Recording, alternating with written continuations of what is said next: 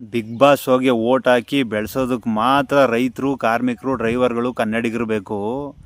Big boss ಮನೆ ಒಳಗೆ ಆಟ ಆಡೋಕ್ಕೆ ಬೇಡವಾ? ಮಿನಿಮಮ್ ಕಾಮನ್ ಸೆನ್ಸ್ ಇಲ್ಲದೆ ಇರುವಂಥ ಈ ಚೈಲ್ಡ್ ಮೈಂಡ್ಸೆಟ್ಗಳಿಗೆ ಅಲ್ಲ. ಸೀಸನ್ 1 ಆಯಿತು, ಸೀಸನ್ 10 ಆಯಿತು, 10 ಮೇಲೆ ಒಂದು 11 ಆಯಿತು, 11 ಮೇಲೆ ಇನ್ನೊಂದು 12ನೇ ಸೀಸನ್ ನಡೀತಾ ಇದೆ. ಇವ್ರಿಗೆ ಸಿನಿಮಾದವರು, ಸೀರಿಯಲ್ನವರು ಅದು ಬಿಟ್ರೆ ಇನ್ನೊಂದು 3-4 ಜನ ಒಳ್ಳೆದಾಗೋ ಕೆಟ್ಟದಾಗೋ ಹೆಸರು ಮಾಡಿದವ್ರು ಬಿಟ್ರೆ ಇನ್ಯಾರೂ ಇವ್ರ ಕಣ್ಣು ಕಾಣಿಸ್ತಿಲ್ಲ. ಇಡೀ ಕರ್ನಾಟಕದಲ್ಲಿ, ಇಡೀ ವಿಶ್ವದಾದ್ಯಂತ ಎಷ್ಟು ಜನ ಕನ್ನಡಿಗರವ್ರೆ, ಎಷ್ಟೆಷ್ಟು ಟ್ಯಾಲೆಂಟ್ಗಳವ್ರೆ, ಇವ್ರು ಯಾರನ್ನೂ ಶೋಕ್ ತಗೊಂಗಿಲ್ವಂತೆ. ಬರೀ ಸೀರಿಯಲ್ನವರು, ಸಿನಿಮಾದವ್ರು ಮಾತ್ರ ತಗೋಬೇಕಂತೆ.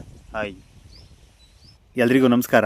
ಬಿಗ್ ಬಾಸ್ ಶೋ ಏನದೆ, ಸುದೀಪಣ್ಣ ಇದನ್ನು ಸುಮಾರು ಒಂದು 12 ವರ್ಷದಿಂದ ಈ ಶೋಗೆ ಹೋಸ್ಟ್ ಆಗಿ, ಅಂದರೆ ನಿರೂಪಕರಾಗಿ ಈ ಶೋನ ನಡೆಸ್ಕೊಡ್ತಾವ್ರೆ. ತುಂಬ ಚೆನ್ನಾಗಿ ಅದ್ಭುತವಾಗಿ ನಡೆಸ್ಕೊಡ್ತಾವ್ರೆ, ಅದರಲ್ಲಿ ಯಾವುದೇ ಡೌಟ್ ಇಲ್ಲ. ಯಾಕೆ ಅಂತಂದರೆ ಅಲ್ಲಿ ಏನೇ ಕುಂದುಕೊರತೆಗಳು ಬಂದ್ರೂ ಜನರಿಂದ, ಬಿಗ್ ಬಾಸ್ ಮನೆ ಒಳಗಿರೋರ್ಗಾಗಲಿ ಅಥವಾ ಪ್ರತಿಯೊಂದು ಬಿಗ್ ಬಾಸ್ ಶೋ ನೋಡುವಂಥವ್ರಿಗಾಗಲಿ ಯಾರಿಗೇ ಆಗಿದ್ರು ಕೂಡ ಆ ಒಂದು ಬಿಗ್ ಬಾಸ್ಗೆ ತೂಕ ಏನು ಅಂತಂದರೆ ಅದು ಸುದೀಪಣ್ಣ. ಎಂಥವರೇ ಆದ್ರೂ ಅಲ್ಲೊಂದು ಇಲ್ಲೊಂದು ಮಿಸ್ಟೇಕ್ಸ್ ಆಯ್ತದೆ, ಅದು ಮನುಷ್ಯ ಸಹಜ ಗುಣ. ಬಟ್ ಎಲ್ಲವನ್ನು ಸರಿದೂಗಿಸ್ಕೊಂಡು ಹೋಯ್ತಿರುವಂಥ ನಮ್ಮ ಸುದೀಪಣ್ಣಂಗೆ ಒಂದು ಹ್ಯಾಟ್ಸ್ ಆಫ್. ಈ ಸಲ ಬಿಗ್ ಬಾಸ್ 12ರ ಕಂಟೆಸ್ಟೆಂಟ್ ಏನು ನಮ್ಮ ಗಿಲ್ಲಿ ಅವನೇ, ಇಡೀ ಕರ್ನಾಟಕದ ಜನ ಎಲ್ಲನೂ ನಗೆಗಳಲ್ಲಿ ತೇಲಿಸ್ತಾವನೆ, ತುಂಬ ಎಂಟರ್ಟೈನ್ಮೆಂಟ್ ಮಾಡ್ತಾವನೆ. ಬಿಗ್ ಬಾಸ್ ಶೋ ಅಂತಂದರೆ 1 ಮ್ಯಾನ್ ಶೋ ಅಂತನ್ನುವಂಗೆ ಆಗೋದು ಇವಾಗ. ಅದಕ್ಕೆ ಗಿಲ್ಲಿಗೊಂದು ದೊಡ್ಡ ನಮಸ್ಕಾರ. ನೀವು ಎಂಥವ್ರು ಅಂತಂದರೆ, ಹಳಬ್ರು ಒಂದು ಮಾತಾಡ್ತಾರೆ, ಬಾವಿ ಒಳಗಲು ಕಪ್ಪೆಗಳು ಅಂತ. ನೀವು ಬಾವಿ ಒಳಗೆಲ್ಲ ಸಂಪೊಳಗಿರೋ ಕಪ್ಪೆಗಳು, ಬೆಳಕನ್ನೇ ನೋಡಿಲ್ಲ ಸರಿಯಾಗಿ. ಯಾಕೆಂದರೆ ಇಡೀ ಕರ್ನಾಟಕದಲ್ಲಿ ಏನು ಬೇಡಿಕೆ ಇದೆ ಜನದ್ದು, ಆ ಥರದ ಜನಗಳನ್ನ ತಗೊಬಂದು ಒಳಗೆ ಬಿಟ್ಬಿಟ್ಟು ಆವಾಗ ನೋಡಬೇಕು ನೀವು ಆಟುವ, ಅದ್ರ ಗತ್ತು ಗಮ್ಮತ್ತು, ಅದರ ತಾಕತ್ತು ಏನಿರುತ್ತೆ ಅಂತ. ಆವಾಗ ಶೋ ತಲುಪುವಂಥ ಎತ್ತರನ, ಜನರ ಸಪೋರ್ಟ್ನ ಇವಾಗೆಲ್ಲ ಆವಾಗ ನೋಡ್ಬೇಕು ನೀವು ಹೆಂಗಿರುತ್ತೆ ಅಂತ. ಒಂದು ಸ್ವಲ್ಪ ಎಷ್ಟು ಜನ ಅವ್ರಿ ಕರ್ನಾಟಕದಲ್ಲಿ. ನಮ್ಮಂಥ ರೈತರು ಬಕ ಪಕ್ಷಿಗಳನ್ನ ಕಾಯ್ತಾ ಕೂತೀವಿ ನಾವೆಲ್ಲ. ನನ್ನಂಥ ರೈತರು ಕೋಟ್ಯಾಂತರ ಜನ ಅವರೇ. ಡ್ರೈವರ್ಗಳು, ಕೂಲಿ ಕಾರ್ಮಿಕರು, ರಿಟೈರ್ಡ್ ಮಿಲ್ಟ್ರಿಯವರು, ಟೀಚರ್ಸ್ ಅವರೇ, ಸ್ಪೋರ್ಟ್ಸ್ಮೆನ್ಗಳವ್ರೆ, ಜಾನಪದ ಕಲಾವಿದರು, ಯಕ್ಷಗಾನ ಕಲಾವಿದರು, ಪ್ರಾಣಿ ಪ್ರಿಯರು, ಪಕ್ಷಿ ಪ್ರಿಯರು, ಪರಿಸರ ಪ್ರೇಮಿಗಳು, ಅಥ್ಲೀಟ್ಗಳವ್ರೆ, ಸಿಂಗರ್ಸು, ಡ್ಯಾನ್ಸರ್ಸು, ಫೈಟರ್ಸು, ಈ ಥರ 100,000 ಥರದ ಜನಗಳು ಟ್ಯಾಲೆಂಟೆಡ್ ಇರುವಂಥವ್ರು ಅವರೇ.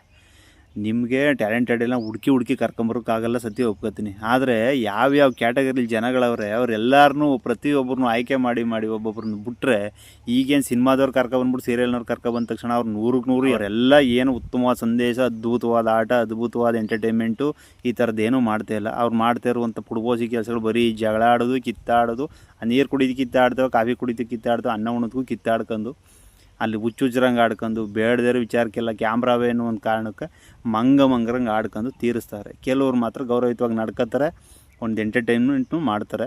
ಅದೊಂದು ಖುಷಿ ಇದೆ. ಎಲ್ಲರ ಬಗ್ಗೆನೂ ನಾವು ಕೆಟ್ಟದಾಗಿ ಹೇಳೋದು ಬೇಡ.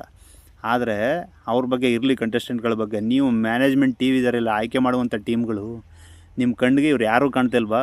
ಬರೀ ಅವರಿಂದ ಮಾತ್ರ ನಿಮಗೆ ಬಿಗ್ ಬಾಸ್ ನಡೆಯೋದು. ಹಂಗಿದ್ಮೇಲೆ ಬರೀ ಸೀರಿಯಲ್ನವರು, ಸಿನಿಮಾದವ್ರ ಹತ್ರ ಮಾತ್ರ ಸಪೋರ್ಟ್ ಮಾಡಿ, ವೋಟ್ ಮಾಡಿ ಅಂತ ಕೇಳ್ಬೇಕು ನೀವು. ಅದು ಬಿಟ್ಟು ನೀವು ಕನ್ನಡಿಗರ ಹತ್ರ, ಕರ್ನಾಟಕದಲ್ಲಿ ಇರೋರ ಹತ್ರ ಯಾಕೆ ಕೇಳ್ತೀರಿ? ಮಾತೆತ್ತಿದ್ರೆ ಕರ್ನಾಟಕದ ಜನತೆ ನಮ್ಮನ್ನು ಕಾಪಾಡೋದೆ. ಇಡೀ ದೇಶ ವಿದೇಶದಲ್ಲಿರುವಂಥ ಕನ್ನಡಿಗರು ನಮ್ಮನ್ನು ಶೋನ ಎತ್ತಿ ಮೆರೆಸ್ತಾವ್ರೆ. ಇಡೀ ದೇಶದಲ್ಲೇ ಟಾಪ್ 1 ಅದೇ. ಈ ಸಲ ನಮ್ಮ ಶೋ ನಂಬರ್ 1 ಆಯಿತು, ನಮ್ಮ ಚಾನಲ್ ನಂಬರ್ 1 ಆಯಿತು ಅಂತೆಲ್ಲ ಹೇಳ್ತೀರಿ.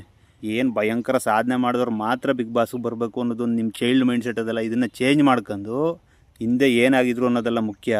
ಬಿಗ್ ಬಾಸ್ ಮನೆ ಒಳಗೆ ಬಂದು ಮುಂದೆ ಏನು ಮಾಡ್ತಾರೆ ಅನ್ನೋದು ಮಾತ್ರ ಮುಖ್ಯ. ಎಷ್ಟು ಒಳ್ಳೊಳ್ಳೆ ವಿಚಾರಗಳು ಮಾತಾಡ್ತಾರೆ, ಎಷ್ಟು ಎಂಟರ್ಟೈನ್ ಮಾಡ್ತಾರೆ, ಇದು ಮಾತ್ರ ಮುಖ್ಯ. ಇದನ್ನು ನೋಡ್ಕೊಂಡೆ ಜನ ಓಟ್ ಹಾಕೋದು, ಇದನ್ನು ನೋಡ್ಕೊಂಡೆ ಜನ ಸಪೋರ್ಟ್ ಮಾಡೋದು, ಇದನ್ನು ನೋಡ್ಕೊಂಡು ಜನ ಟೈಮ್ 1.5 ಗಂಟೆ ಕಾಲ ಕಳೆಯೋದು. ಇಲ್ಲಿವರೆಗೂ ಬಂದದ್ದು ಹೆಂಗೋ ನಡೆಸ್ಕೊತಿದ್ದೀರಿ, ಓಕೆ. ಜನ ಅಲ್ಲಿ ಇಲ್ಲಿ ರೊಚ್ಚಿಗೇಳ್ತಾವ್ರೆ.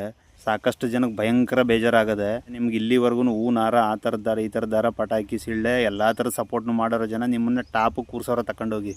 ನೆಕ್ಸ್ಟ್ ಸಲನೂ ನೀವೇನಾರು ಅದೇ ಥರ ಆಯ್ಕೆ ಮಾಡಿದ್ರಿ, ಕರ್ನಾಟಕದ ಜನ ಎಲ್ಲ ಸೈಡಿಗೆ ತಳ್ಳಿ ಬರೀ ದುಡ್ಡು ಸಂಪಾದನೆ ಮಾಡ್ಕೋಕೆ ಮಾತ್ರ ಕರ್ನಾಟಕ ಜನ ಇಟ್ಕೋತೀವಿ, ಇನ್ಯಾವುದಕ್ಕೂ ಕರ್ನಾಟಕದ ಜನ ಬೇಡ ನಮಗೆ. ಅಲ್ಲ, ಇನ್ನೊಂದು ಹೇಳೋದು, ಆ ವೈಲ್ಡ್ ಕಾರ್ಡ್ ಎಂಟ್ರಿ ಈ ಸಲ 2 ಸಲ ಮಾಡಿದಿರಿ.